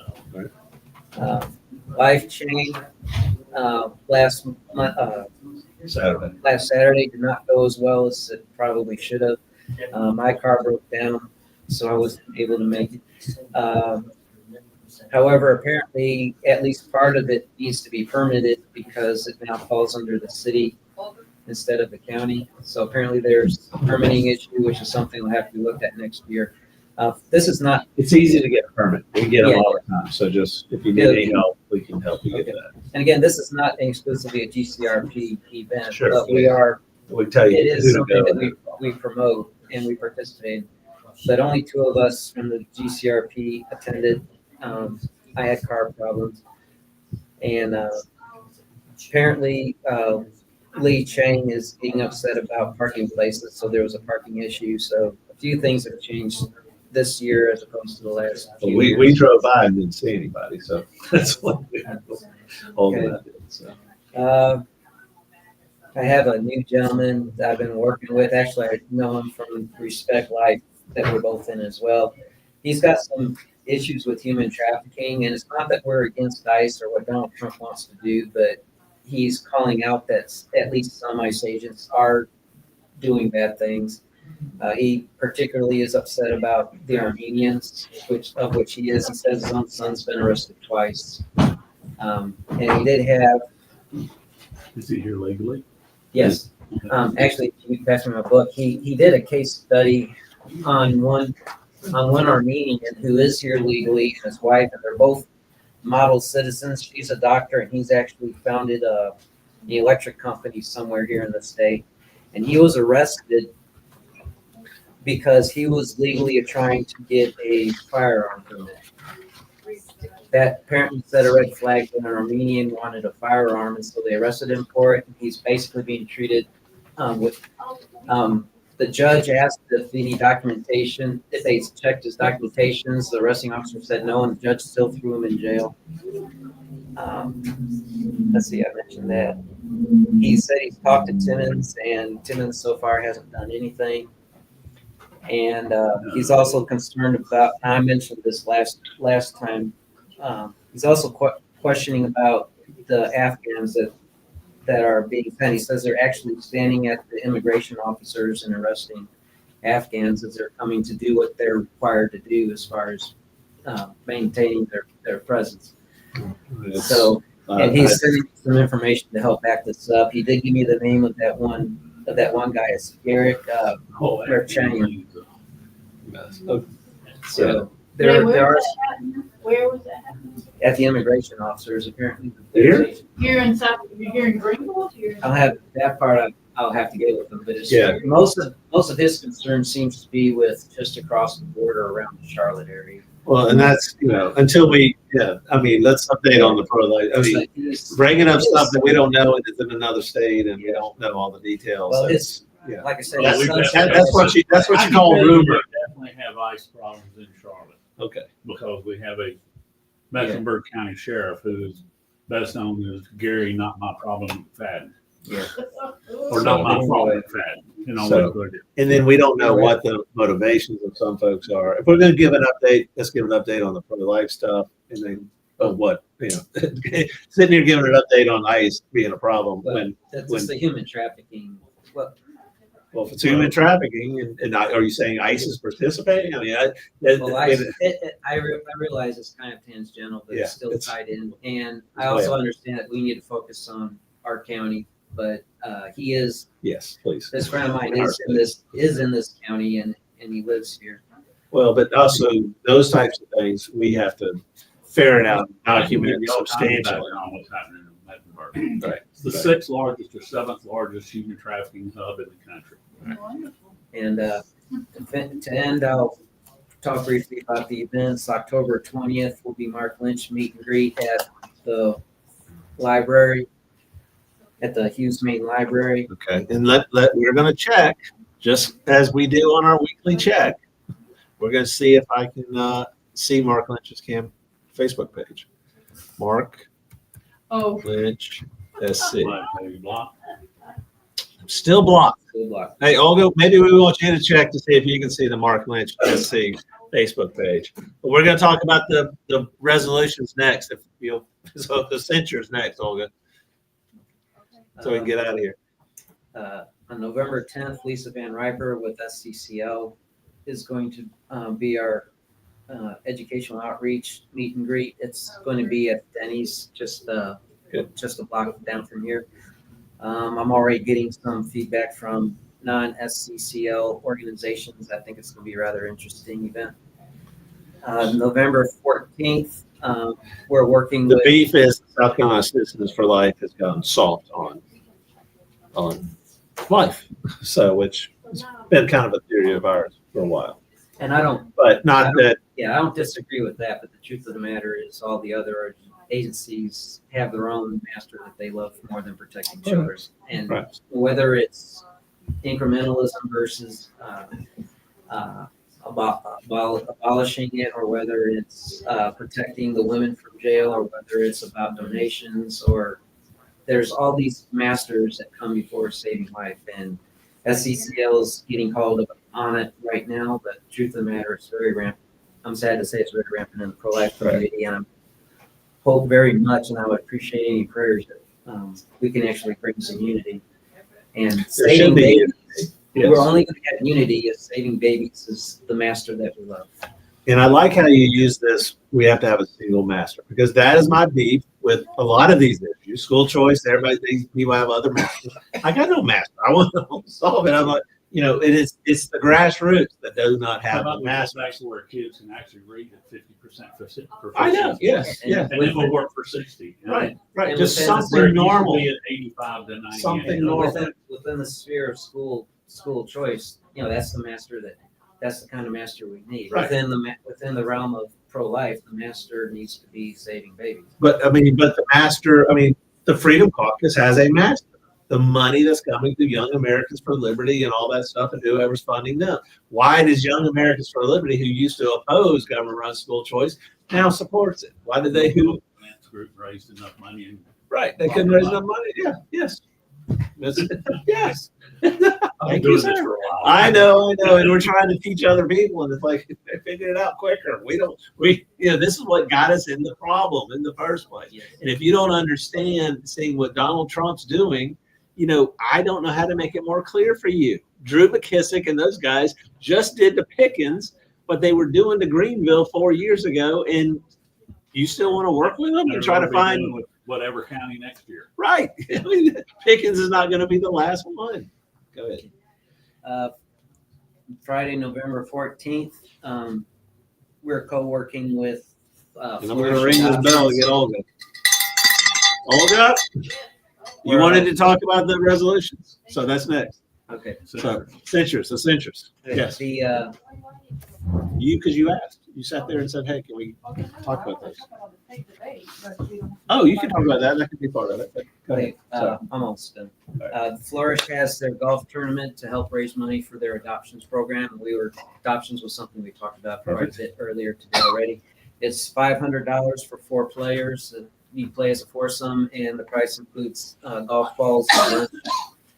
December, I forget the date, but the second Monday of December, we're having movie night. It's going to be Elf. It's going to be Horton Hatches the Egg, followed by Elf. We're going to try and do something lighthearted, because so much of what we do is very depressing. And then we get back to business in January. I'll be giving, I think it's January 9th, second Monday. I'll be giving a talk on socialism. Will be the second Monday. Okay, thank you. And the second Monday of January, which I think is the 9th, you can check it for me. I don't mind being corrected on it. Anyway, the second Monday, I'll be giving a talk on socialism and how to recognize it. Are you doing that as The second Monday Yes. in January is the 12th. The 12th, okay. If I don't have to read your 400-page manifesto, I'll come listen to your. Right, where's that meeting in January? Socialism. That will be in January as well. Denny's as well. It's not Dennis. All right. So, and this is about showing how it's affected all of us. So if you come to my meeting, I don't insult you, I want to apologize right now. The whole purpose of this is to see for yourself how you may have been affected. When I wrote that paper, I swear every day I would have to stop writing and ask, well, this is kind of what I believe. And I'd have to sort through my own head, where do you draw the line between certain things and it actually becomes socialism? Because socialism isn't about bad ideas. It's taking good ideas to bad extremes, to put it, in a very real sense. Listen, and I've said it before, and I get beat up a little bit for even saying it. Socialism and stuff sounds great. Oh, it sounds good. It sounds fantastic. I'm like, if you It's who's believe, driving the bus. It's the yes, problem. and a lot of these things start off good and then they go down fast, and what we have to understand is that's just because humans are involved. Well, And that's what's funny nowadays. They're saying, oh, well, if socialism was instituted, and we had AI running it, and AI can't be corrupted. Maybe that'll work. So I'm waiting for that for New York City. Well, that's like. They are saying, people are saying AI cannot be corrupted, and they want AI to be involved in some of this stuff. And They need to watch the movie. I know. Didn't there like something called the Terminator? iRobot. iRobot, yes. Yeah.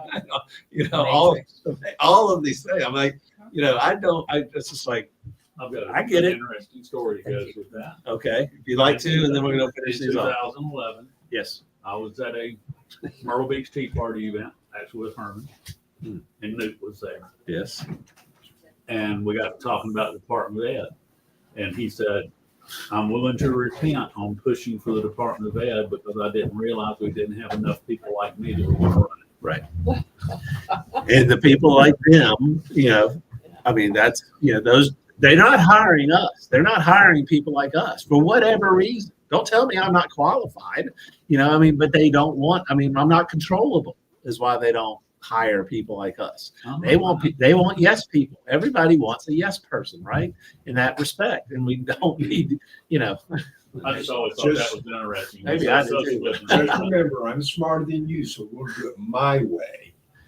And you know what? I worked with a lot of really smart people, and I was okay doing that, you know. But they were, you know, they were up there. These people, I'm like, they're pushing stuff that is crazy, and they think they're smarter, and they're not. And you know, I've met smart people. Mondani? That's the Oh, bottom yeah. line. They're not smart. They're not, and they bring up and talk about stuff that is absolutely insane. And I'm like, what are you not getting? That's why it just the human aspect of incorporating it in there and how it all turns out. We also passed last night overwhelmingly 3 censures. One, we were redoing the censures for the county council members that had that are still on county council. We took out 3 of the 6 of them. It's 3 of the 6 Republicans that voted with the 2 Democrats. 8 that made it 8-4 that made the tax increase. So we've taken out 3 of them. One was unopposed last year, but we got 2 coming up in 2026. That's Dan Tripp and Joey Russo. So we're coming out on that. We also recensured Liz Seaman, even though she ran or was reelected. She will be a very lonely person once Dan and Joey are gone. So that would be the plan there. We also censured Pamela Vett. If you saw the article in the Greenville News, we kind of forwarded it around. I don't know if all posted it, but you know, Pamela Vett is not the MAGA America First, you know, visionary, even though even though her money says she is, and we're seeing that her campaign has failed to reach out to us to have a discussion about it. You know, they asked me in the newspaper article, you know, the reporter asked, what was my goal? My goal was to get, you know, the campaign or her office, she's still the lieutenant governor, to sit down with us and talk about legislative issues. Nothing. So they're not going to do anything. The Greenville News and the Post and Courier, I know, reached out for comment to the Pamela Vett's campaign. No comment.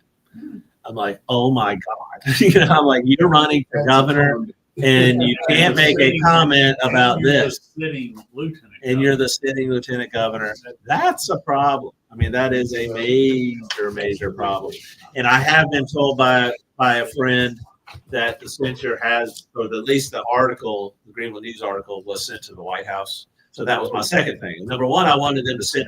We want to solve problems. So come sit with us and let's solve legislative problems in the best interest of South Carolinians and South Carolina kids and all that kind of stuff.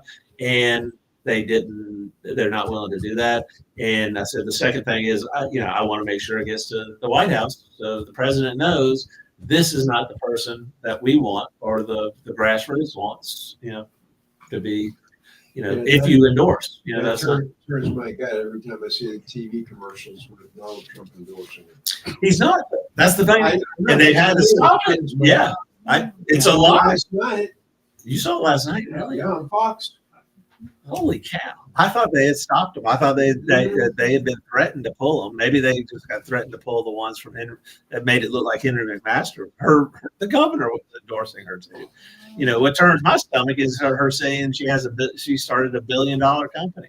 Yeah. I'm like, no. So you're now a billionaire because you sold it because for $1 billion, or you had $1 billion of revenue and you counted the payroll. You had a payroll company. I don't know $1 billion revenue. Maybe ADP, but I mean, I don't think you were competing with ADP. Yes, if she processed $1 billion of payroll, that's not $1 billion revenue company. Maybe I'm wrong. Maybe if she would sit with us, I would ask. 80% of that. Correct. Right. If you got $1 billion of payroll, you got $1 billion W-2. I send it, I process your W-2. I get the $50 for processing your W-2. I don't get to include the $1 billion in there. So the third one, and Olga will tell us about the House District 21 meet and greet or forum that they had on Tuesday. Is against Diane Mitchell, who is running in the special election to replace Bobby Cox. We're censuring her for her role in the 2021 reorg fraud. It struck me horribly to read when she first announced, number one, that she was wanting to go to Colombia to fight corruption. She is the corruption. She is the person who actually, participated in the 21 reorg fraud. So, I mean, that you can't send a cheater down there to cover up for the other cheaters. And the second thing that has frustrated me to no end that we'll make a bigger deal out of is the Freedom Caucus is endorsing her. Why would the Freedom Caucus endorse somebody who participated in the reorg fraud? Because the Freedom Caucus was behind the reorg fraud in 2021. It's the same people. That's the whole point. So all the Freedom Caucus really cares about is having someone that will do their bidding down there in the State House, and that's what this is about. And it is funny to watch, but that's there's more to come on that. So Olga wanted to mention something about It's not a big deal, but we attended we had people, once in a while, someone comes and asks, why wouldn't we have, or can we have meet and greet, or can we have this? I actually spoke with one candidate just now about it, who his opponent is having meet and greets, and he's not, he's door knocking, right? So we have people sometimes wonder why this, why that, because maybe they see other groups do it. We have no time for meet and greets. They are what we call incubator events. You don't bring new voters to these meet and greets. Candidates speak to the same group of people. It's a waste of time. That's why we would rather spend the time on reaching voters. That's what we do. But when we have a lot of time, we started attending these events from other groups just to see, what's going on at home. And that was Monday, right? Or Tuesday? Monday. We went to I think it was two. Friday and Monday. Oh, was it Monday? Yeah. Okay. So Monday night we did go to a debate for House District 21. And I'm so glad we went. It was just a lot of entertainment to be there for a few reasons. Number one, it was, yes, the group it's a mixed group that splintered away from us and joined the just predecessor. They work together now. He was obviously in charge, putting the microphones together, and so it's clear who is in charge. But the leaders are in the splinter group now. So they had all of the candidates there. One of the candidates, Diane Mitchell, she had a big binder on her lap, and while Joey Hudson, every time he would read a question, she was flipping pages to get to the right answer in her Bible. She could not speak from the heart. Corinne Jean-Pierre. Oh, yes. She could not speak from the heart opening statement. Boy, nice opening statement. She made fun of the three males running. Where have they been and all while reading her statement. I'm not a public speaker, obviously, but I tell people, if you run for office, do not read. your statement. Number two, and that comes a little bit to the connected to Pamela Evans' censure how, some people will say, well, she's not coming because you're this or that. Yes, we hold them accountable, and we're not here to feed them questions before they come so they can get ready, or we don't bribe them with questions or some other things maybe to come. We did find out that the candidates, technically, they weren't given questions before the debate, but they were given a survey with questions, and the questions were then asked in the debate. Oh, that's basically. And the Yes. reason that happened because one of the candidates basically Like that was, study hall. Yes. that was the condition. Listen, I used to love open book tests. You know, I always got an A on the open book And test. that's fine. Open book test, it But- exists, but you still have to study it, right? And then you can perform. You don't have open book test and you have to write it down and read it. And we were told that the reason they were given the questions ahead of time because it was a condition from, I think it was Diane, I don't know for sure. That I'm not showing up unless I get the question ahead of time. So that was just the confirmation why we're not having these events. Because if we had an event and candidates didn't show up, We want our candidates knocking on doors, talking to people, talking to real voters, not getting into it. But think about it, incubator event where they're talking to the same people who are going to vote for them Even anyhow. though I did like the one with the empty chair the other day. Empty chairs are good. Empty chairs are and good. so observation from the room too, they were 3 people that show up from our group that actually live in the district. So they went to that event because they truly wanted to meet the candidates. Oh, yeah. Every other person in the room, maybe 40 people, 50, I could name. And I don't know exactly where everyone lives, but I can guarantee you 80%, if not more, did not live in the district. They did have one Freedom Caucus person show up, April Cromer. She showed up late. So, of course, there was a whole scene of getting her a chair and all this kind of stuff up front.